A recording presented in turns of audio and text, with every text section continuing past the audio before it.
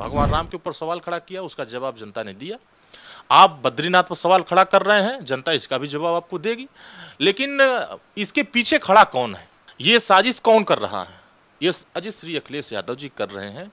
इसका मतलब कि जो भी बयान मौर्य जी दे रहे हैं उसके पीछे श्री अखिलेश यादव जी खड़े हैं। जिस तरह पीडीए बना करके श्री अखिलेश यादव जी पे कर रहे थे, तो आप देखे होंगे कि पटना रैली कार्यक्रम बैठक के बाद बेंगलोर जाते जाते वो पीडीए सब शामिल हो गए एनडीए के साथ, चाहे वो चौहान हो, चाहे निषाद हो, चाहे पटेल हो, चाहे राजभर, सब साथ छोड़ दिए। समाजवादी पार्टी में सम्मान नहीं है, समाजवादी पार्टी पूरी तरीके से नज़रअंदाज करती है नेताओं को। तो जहां सम्मान मिल रहा है सभी लोग उस रास्ते को चुन रहे हैं कि जितने विपक्षी चेचे कर रहे हैं, पे कर रहे हैं, उनका सारे बाजा बुजी सब बंद हो जाएगा। जीत कैसे सुनिश्चित हो और एनडीए की सीटें कैसे ज़्यादा से ज़्यादा बढ़ें, उसके दिशा में हम लोग काम कर रहे हैं। भाजपा के राष्ट्रीय प्रवक्ता अरुण राजभर इस वक्त हमारे साथ मौजूद हैं, इनसे बात करते हैं। अरुण जी, एनडीए में आप लोग फिर से शामिल हो गए हैं, इसके बाद भाजपा की अगली रणनीति क्या बन रही है? देखिए, अगली रणनीति ये है कि उत्तर प्रदेश में जिन वर्गों को हम अपने साथ जोड़ करके रखे हुए हैं और जिन वर्गों को अभी तक हम लोग जोड़ नहीं पाए उनको जोड़ने की कवायद कर रहे हैं।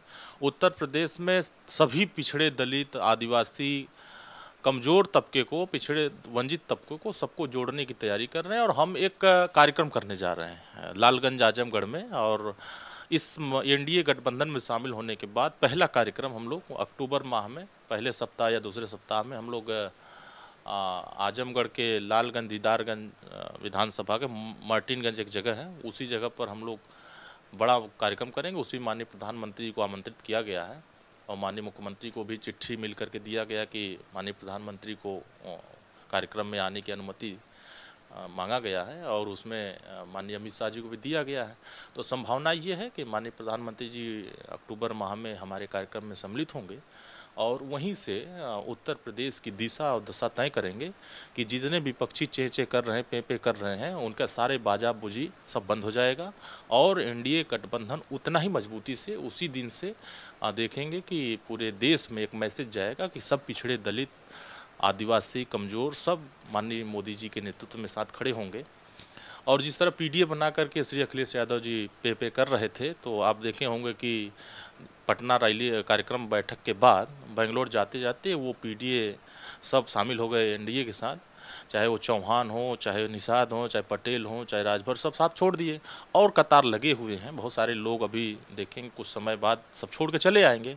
वो जान रहे हैं कि समाजवादी पार्टी में सम्मान नहीं है, समाजवादी पार्टी पूरी तरीके से नज़रअंदाज करती है नेताओं को। तो जहां सम्मान मिल रहा है सभी लोग उस रास्ते को चुन रहे हैं। तो हमारी ताकत दिन पर दिन बढ़ती जा रही है और उसी ताकत को और मजबूत करने के लिए अभियान हमारे चल रहे हैं। अभी हमारी पार्टी का समन्वय समिति की बैठक चल रही है, जहां हम रैली करने जा रहे हैं वहां के 100 किलोमीटर के रेंज में हमारे जो चुनिंदे कार्यकर्ता हैं, जो भाषण दे लेते हैं, गांव में जा लेते हैं, ऐसे लोगों को हम लोग बैठक में ट्रेनिंग दे रहे हैं कि माननीय प्रधानमंत्री जी की नीतियों को और माननीय योगी आदित्यनाथ जी की नीतियों को और सुहेलदेव भारतीय समाज पार्टी की विचारधारा को जन जन तक कैसे पहुँचाया जाएगा, इसके लिए उनको प्रेरित किया जा रहा है, प्रशिक्षित किया जा रहा है। और हमको लगता है कि कुछ ही दिनों में कार्यकर्ता हमारे गांव कैंप लगाना शुरू करेंगे और 5 लाख लोगों को आजमगढ़ में जुटा करके वहीं से बाजा बजाना शुरू करेंगे। चर्चाएं ये भी है कि गाजीपुर में गठबंधन जो है, एनडीए गठबंधन जो है, वो अरुण राजभर पे अपनी किस्मत को आजमाना चाहता है, टिकट देना चाहता है। क्या जिम्मेदारी उठाएंगे आप? देखिए, अभी तो न्यायालय में मामला चल रहा है और जहां सीटें खाली हुई थी वो सुप्रीम कोर्ट भी जाने की अपील कर रहे हैं कि वहां जाएंगे। अगर सीट खाली होगी तो एनडीए के हमारे जो जिम्मेदार नेता हैं वो तय करेंगे कि गाजीपुर से कौन लड़ेगा, बाकी उत्तर प्रदेश की कौन सी सीटों पर कौन लड़ेगा, ये उस समय तय होगा। लेकिन सुहेलदेव भारतीय समाज पार्टी पूरी तैयारी करके हमने हर लोकसभा के हर अंदर विधानसभा जो हैं उन विधानसभाओं में समीक्षा बैठकें कार्यकर्ताओं को चुस्त दुरुस्त और बूथ मैनेजमेंट के कार्यक्रम हम चला रहे हैं। अब पूरी तरीके से हम तैयार हैं, कभी भी चुनाव अगर होगा तो हमारे कार्यकर्ता पूरी ताकत लगा करके, हमारा एक लक्ष्य है, हम सीट की लड़ाई अभी नहीं लड़ रहे हैं, जीत कैसे सुनिश्चित हो और एनडीए की सीटें कैसे ज़्यादा से ज़्यादा बढ़ें, उसके दिशा में हम लोग काम कर रहे हैं और उसी दिशा में हमारा अभियान भी चल रहा है। आने वाले समय में हमको लगता है कि हम लोग उत्तर प्रदेश से विपक्ष को पूरी तरह धराशायी करके माननीय प्रधानमंत्री जी को हम तीसरी बार उनको प्रधानमंत्री कुर्सी पर स्थापित करने का काम करेंगे। समाजवादी पार्टी के नेता स्वामी प्रसाद मौर्य लगातार सुर्खियों में बने हुए हैं, कभी हिंदू धर्म को लेकर, हिंदू देवी देवताओं को लेकर, इस बार ज्ञानवापी को लेकर के, और उत्तराखंड में केदारनाथ और बद्रीनाथ धाम को पुराना बौद्ध मठ बता रहे हैं। क्या क्या कहेंगे इसको? देखिए, एक परंपरा चली आ रही है, समाजवादी पार्टी इसके पीछे खड़ी है, वो हम जान रहे हैं। पहले आपने देखा होगा कुछ समय पहले भगवान राम के रामचरितमानस पर भी सवाल उन्हीं लोगों ने उठाया था। श्री अखिलेश यादव जी भी इस बात को प्रमाणित किया था कि नहीं, हाँ, जो मौर्य जी कह रहे हैं वो बात सच है। इसका मतलब कि जो भी बयान मौर्य जी दे रहे हैं उसके पीछे श्री अखिलेश यादव जी खड़े हैं। ये एक परंपरा चल रही है, सनातन संस्कृति को बदनाम करने के लिए, सनातन धर्म को बदनाम करने की एक परंपरा चल रही है। उस परंपरा में न कोई इतिहास जान रहा है, न कोई उस समय की परिस्थितियों के बारे में समझ रहा है, न कि कुछ पढ़ते हैं न लिखते हैं, बस मुंह पर आकर के बोल देते हैं। जब तथ्य देना होता है तो विकिपीडिया का सहारा लेते हैं, और विकिपीडिया पर क्या सच है क्या गलत है ये देश की जनता जानती है कि उस पर हमेशा से एडिटिंग होते रहते हैं। उस पर क्या पढ़ते हैं, कौन क्या लिखता है, वो सत्यता नहीं पाई जाती। हाँ, अगर आपके पास ब्रिटिश हुकूमत की कोई किताब है, गजेटियर की किताब है, उनमें एक सत्यता है। आप और हमारी जो पुरातत्व के जो हमारे एआई के अधिकारी हैं, अगर उनसे आप समीक्षा करेंगे, उनसे आप रिपोर्ट मांगेंगे तो आपको सत्यता। देखिए, धार्मिक स्थल जो मान्यताएं हैं विश्व स्तर पर, बद्रीनाथ, केदारनाथ, जगन्नाथपुरी, काशी विश्वनाथ, ये एक प्रसिद्ध जगह है और इसमें करोड़ों लोगों की आस्था है। अगर आप किसी आस्था के साथ आप खिलवाड़ करते हैं तो कहीं न कहीं आपका निगाह दूसरे वर्गों को खुश करने की होती है। हम तो कह रहे हैं, बार बार ये सवाल उठ रहा है कि अगर आपने भगवान राम के ऊपर सवाल खड़ा किया, उसका जवाब जनता ने दिया। आप बद्रीनाथ पर सवाल खड़ा कर रहे हैं, जनता इसका भी जवाब आपको देगी। लेकिन इसके पीछे खड़ा कौन है, ये साजिश कौन कर रहा है? ये साजिश श्री अखिलेश यादव जी कर रहे हैं कि नहीं, हम इससे कुछ समुदाय को हम खुश कर लेंगे। तो वो भी समुदाय ये समझ रहा है कि हमें आप लड़ा करके आप हमारे समाज को वंचित नहीं कर सकते हैं। हमारे समाज के लिए आदरणीय मोदी जी अगर आवास बांट रहे हैं तो उनको भी मिल रहा है, अगर रोजगार बांट रहे हैं तो उनको भी मिल रहा है, शिक्षा अगर बेहतर हो रहा है तो उनके लिए भी बेहतर कराए जा रहे हैं। तो अब जो स्वास्थ्य की व्यवस्थाएं हैं उनको भी 5 लाख के बीमा मिल रहा है, ऐसा नहीं है। लेकिन आप अगर उनको अपने साथ खड़ा करने के लिए सिर्फ इस तरह बयान दे रहे हैं तो इसका जवाब भी जनता देगी। लेकिन ये कुंठित मानसिकता के लोग हैं, ये पूरी तरह के हताश हैं, इनके पास कोई मुद्दा नहीं है। कल तक तो कहते थे बड़ा विकास, बड़ा विकास, विकास की बातें करने वाले अब धर्म की बात करने लगे। उन धर्म की बात करने लगे, बोल देना बाइबिल पर बोलें, कुरान पे बोलें, किसी भी दूसरे धर्म के शास्त्रों पर बोलें, हिम्मत छूट जाएगी। वहाँ बोलने की औकात नहीं है। बोलेंगे कहाँ? बस हिंदुओं के जितने भी हमारे तीर्थ स्थल हैं, धर्म स्थल हैं, हमारे संस्कृतियां हैं, उन्हीं पर बोलेंगे। तो हमारी जो पहले की विरासतें रही हैं, जो गलतियां पूर्व में हुई थी, उन गलतियों को सही करने का प्रयास नहीं किया जा रहा है, उनको और गलत करने का प्रयास समाजवादी पार्टी, क्योंकि हमेशा से वो तुष्टीकरण की राजनीति करती है, हमेशा से वो बांटने की राजनीति करती है, एक धर्म विशेष को खुश करने की राजनीति करती है। इसीलिए समाजवादी पार्टी में वो भस्मासुर बन करके बैठे हैं। हमको लगता है कुछ समय और रहेंगे समाजवादी पार्टी में, तो जो कुछ लोग और बचे हैं वहाँ, वो भी सरक जाएंगे एनडीए के साथ, वो अकेले बैठे रह जाएंगे और वहीं पे करते करते कार्यालय खाली हो जाएगा। और फिर लगता है कि 2024 छोड़ दीजिए, 2047 तक ऐसे लोग और रह जाएंगे, तो 2-4 कार्यकर्ता बच जाएंगे तो बच जाएंगे, नहीं सब उसमें से खाली हो जाएंगे, सब आ जाएंगे एनडीए के साथ, स्वतंत्र भारतीय समाज पार्टी के साथ, और बड़ी ताकत के साथ हम लोग सरकार आगे बनाते भी जाएंगे। तो ऐसे ही बोलते रहें, ये कुंठित मानसिकता के लोग हैं, इनको इतिहास भूगोल पता नहीं है, तो इनको कांके एक अस्पताल है रांची में, उस जगह भेज करके थोड़ा सा श्री अखिलेश यादव जी को इलाज कराना चाहिए कि नहीं, अभी ठीक ठाक दिमाग नहीं काम कर रहा है। तो ठीक ठाक दिमाग करने के लिए एक आखिरी सवाल, एनडीए में शामिल होने के बाद से उत्तर प्रदेश सरकार के द्वारा केंद्र सरकार को प्रस्ताव भेजा गया कि राजभर समाज जो है इसको एसटी में शामिल कर लिया जाए। क्या माना जाए कि सुभाषपा जो एजेंडा लेके चल रही थी वो धीरे धीरे अब पूरा होता दिख रहा है? हाँ बिल्कुल, देखिए हमारे समाज, हमारे लोग मांग करते आए हैं, बड़े लंबे समय से इस बात से चिंतित रहे हैं कि हमारे समाज को अनुसूचित जनजाति में शामिल किया जाए, ताकि शिक्षण संस्थानों में और नौकरियों में इनको भागीदारी मिल सके।